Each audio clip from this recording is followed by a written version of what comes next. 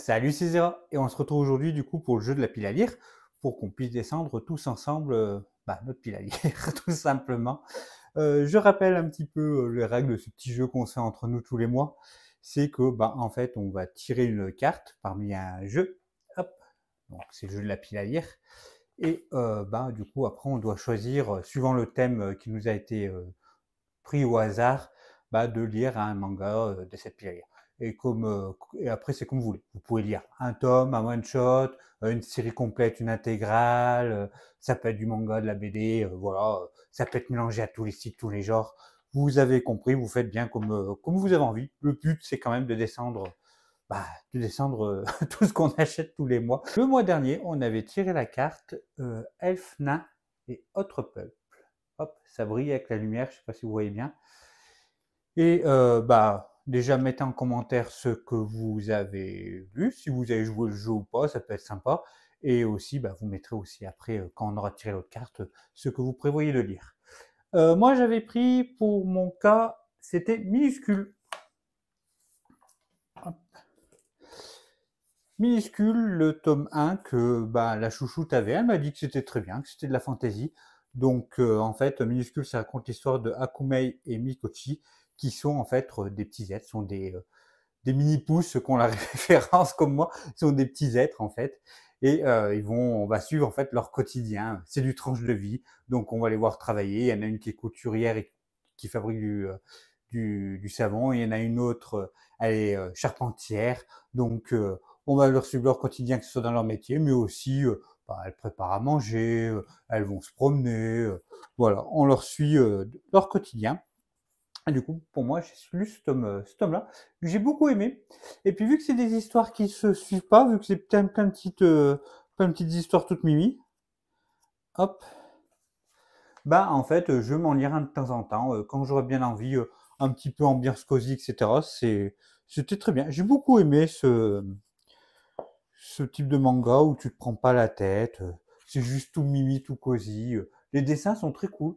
Là, je vous montre des pages plus tout à l'heure. Voilà, donc on a quelque chose de très sympa. Donc la chouchou me l'avait recommandé et c'était très bien. Donc je rappelle, c'était minuscule de Takuto Kashiki chez Komiku. Alors, du coup maintenant on va tirer la carte du coup du jeu. Si vous voulez jeu, le site, celle qui a fait l'illustration et tout, c'est tout dans la description. La chouchoute elle met tout normalement, elle avait fait pareil aussi pour l'autre tome, donc n'hésitez pas. Si vous voulez le jeu pour vous jouer vous-même, etc. Donc vous pouvez y aller, c'est tout dans la description, il y a tout, c'est tout mis. Voilà.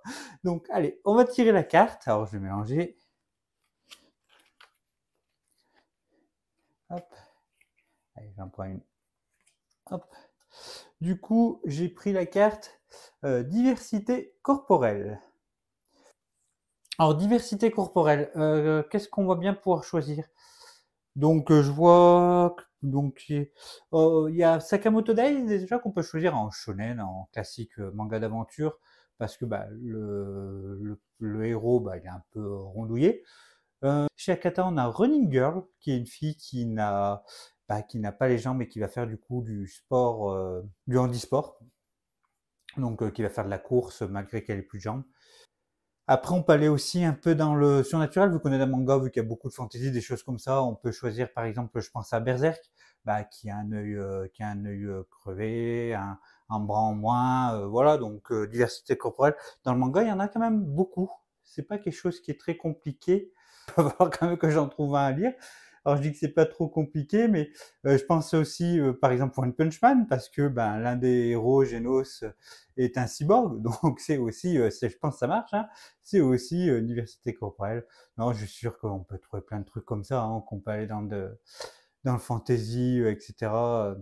Puis de toute façon, après tout ce qui est tranche de vie, hein, je suis sûr que tranche de vie, on peut tout trouver. Je vais essayer de vous en trouver quelques-uns comme ça. On a aussi en diversité aussi que je suis en train de penser, il y a la grossesse de Monsieur Iyamaya qui est chez Akata, où c'est un homme qui est enceinte, donc je pense que ça peut marcher aussi.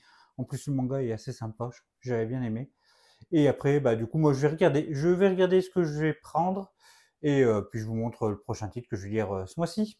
Diversité corporelle, moi, du coup, j'ai choisi Doro et Doro de aux éditions Soleil de Kyu Hayashida. Bah, tout simplement parce que le héros se retrouve avec une tête de crocodile. Bon, bah, diversité corporelle, on peut pas faire mieux, je pense. Et du coup, c'est un manga que j'ai acheté, bah, si vous avez vu la vidéo d'achat, que j'ai acheté ce mois-ci, que j'ai pas encore lu. Donc, ça me permettra de le lire assez rapidement. Et j'ai plutôt hâte. Donc, voilà, hein. On peut aussi aller dans le fantastique, etc. De toute façon, les cartes, il y a pas vraiment de règles, hein. Vous faites comme vous voulez. Le but, c'est quand même de lire le plus de mangas possible, et puis de s'amuser à faire le petit jeu pour qui choisit quoi, etc.